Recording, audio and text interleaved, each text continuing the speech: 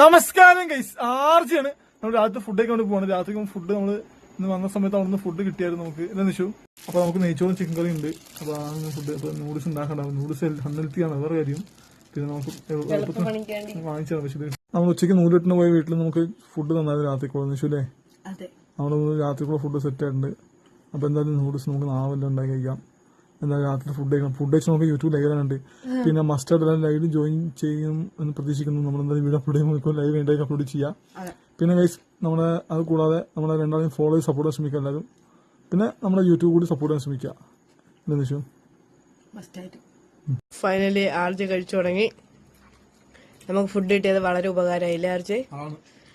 ഞാൻ നൂഡിൽസ് ഉണ്ടാക്കേണ്ടി വരുന്നേനെ.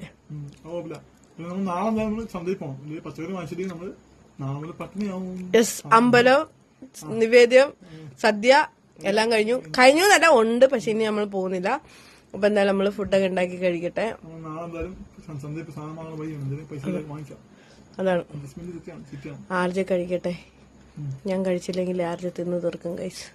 ഞാനും കൂടി പോയി കൈ വെക്കട്ടെ.